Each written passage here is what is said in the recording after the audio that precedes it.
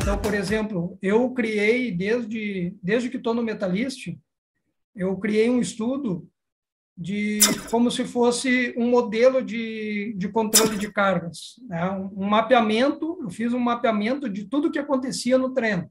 Comecei com os frequencímetros Polar e os GPS Garmin, aqueles relojão do Faustão, né?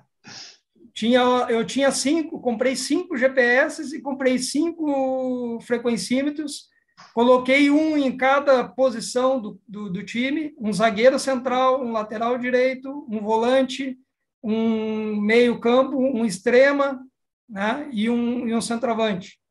E ia controlando o treinamento através das zonas. E através disso eu cheguei a um parâmetro de cargas, né? Um parâmetro de cargas, e isso me deu um embasamento. Eu já sabia o que nós precisávamos fazer um dia antes do jogo, 2 dias antes do jogo, 3 dias antes do jogo, e ao inverso, depois do jogo, um dia depois do jogo, 2 dias depois do jogo, até chegar no terceiro dia, que era o melhor dia para se treinar, porque eram 2 dias de descanso, que é 48 horas que tem que ser respeitadas em termos de recuperação, até por questões fisiológicas, né? E depois desse terceiro dia, o quarto e o quinto, num microciclo convencional, né, a cada 5 dias um jogo, a gente teria 2 dias de recuperação e preparação, né, para o jogo seguinte. Então, eu já tinha todo ele modelado, o meu microciclo. Então, se passasse muito além daquilo que eu tinha como parâmetro, eu sabia que nós poderíamos ter problema. Em termos de distância percorrida, em termos de velocidade média, em termos de velocidade máxima. Só que isso era com 5 jogadores, era através das zonas, né? Então, eu tinha já bem detalhado o que cada treino a gente poderia proporcionalizar para os jogadores. Depois, eu consegui, junto ao clube, comprar o Team Pro da Polar. Sim. Então, eu tinha já um sistema, eu controlava todos os jogadores, juntamente com os 5 Garmins GPS que eu tinha. Então, melhorou a qualidade de informação. O meu parâmetro de informações, de carga de treinamento, ele deu um salto.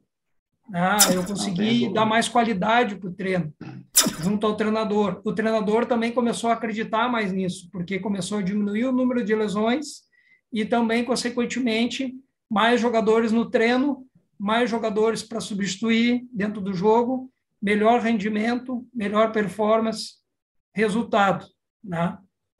Isso aí. Logo depois disso, todos os clubes que eu passei, os clubes já tinham essa tecnologia, já tinham os GPS.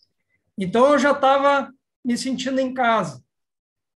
Então, para mim, ficou muito mais fácil de trabalhar. Em todos os clubes que eu trabalhei, no Xerife, no Tosno, que era um time pequeno, mas a gente comprou o Catapult, no Ural, que a gente tinha o Vaimo, que é um sistema da Espanhol, que a seleção da Espanha utiliza, que a maior parte dos clubes na Rússia utilizam. No Metalist, nós tínhamos o GPX. No Corinthians foi o Polar, né? O sistema da Polar está muito bom hoje em dia, porque ele tem só um transmissor, e com esse transmissor ele te dá todos os dados de telemetria, mais a carga interna, desculpa. Então, depois no Metalist, eu acabei me antecipando e falei o GPX, que é também uma companhia que utiliza. E hoje, aqui no Radomiak, nós temos o Catapult, que antes de vir, o pessoal, olhando o meu currículo, sabendo que eu tinha experiência com N aparelhos, eles falaram para mim que, com a minha vinda, eles iam adquirir o Catapult.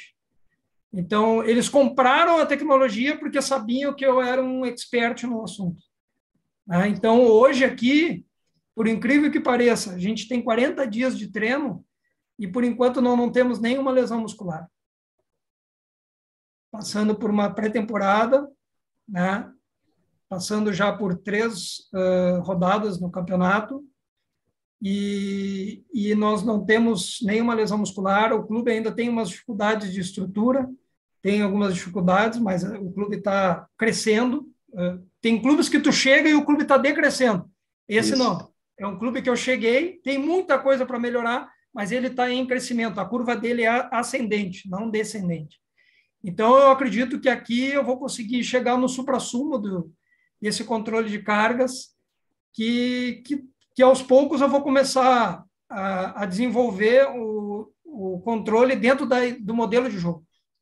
Hoje eu já tenho um estudo, Piccoli, que é sobre os jogos, né? Eu já sei qual é o parâmetro de cada jogador. O jogador, por exemplo, o lateral direito do meu time, eu já sei quantos sprints ele precisa dar no jogo. Se ele não der aquele determinado número de sprints, eu sei que ele não teve o melhor desempenho dele. Se ele passar desse desempenho dele, ele tem a média de 20 sprints por jogo. Se ele der 30 sprints, a carga dele já foi muito alta. Já está Então chegando próximo de um... esse cara vai precisar mais cuidado durante a semana para recuperar. Se esse cara, dos 20 sprints que ele tem como parâmetro, se ele der só 8, ele não atingiu as metas dele do jogo. Pode ser que o jogo não tenha pedido. Eu ia entrar nessa parte, aí precisa de interpretação também daquilo que foi a demanda do jogo. Às vezes, isso eu fazia muito com o Skinali na época, porque a gente morava junto e ele trazia depois do jogo, professor, chefe, dá uma olhada aí, eu vendo o jogo, né?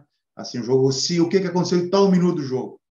E aí a gente descobria lá alguma situação diferente que o atleta ele não tinha atingido.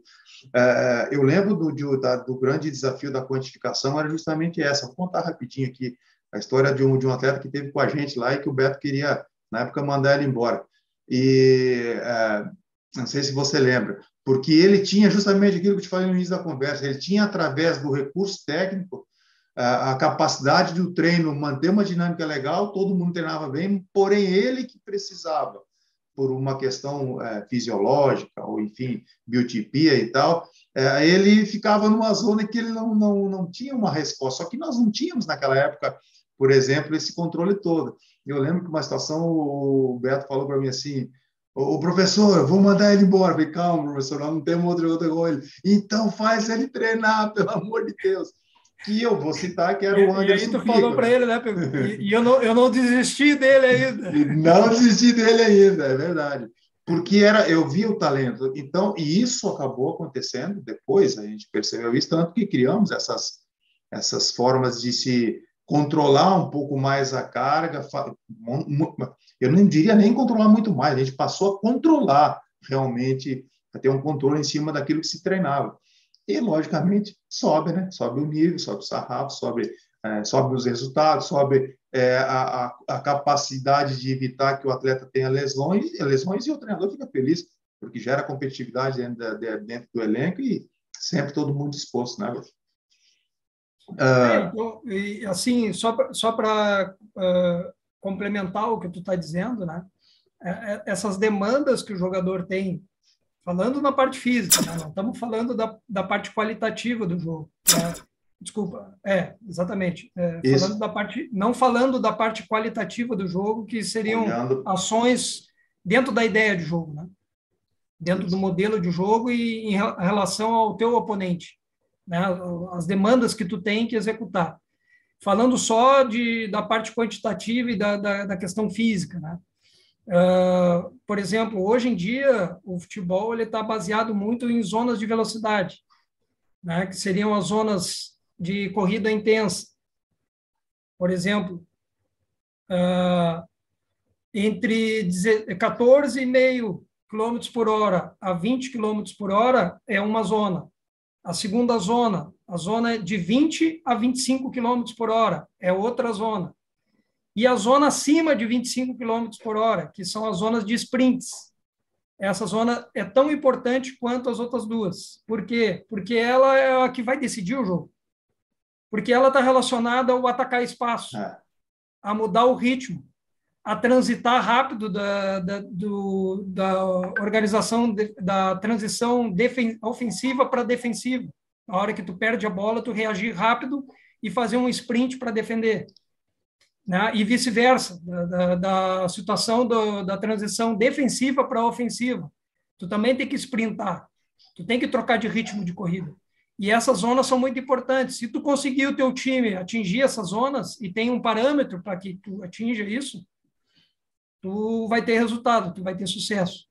Então, eu me preocupo muito com essas zonas, mas também me preocupo com acelerações e desacelerações, que está muito hoje relacionada à pressão na bola, né?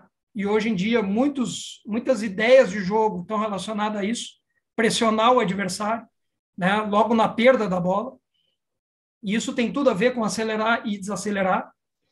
E também a metragem por minuto, que seria a densidade de jogo, né? Que seria o que tu percorre a cada minuto. Porque antigamente a gente se apegava muito à distância percorrida, distância total percorrida. Exato. Aí tem exemplos de jogadores que percorrem muita distância, 12 quilômetros, 13 quilômetros, só que ele não consegue atingir velocidade, ele não atinge zonas de sprints. E aí aquele jogador que movimenta, mas não decide.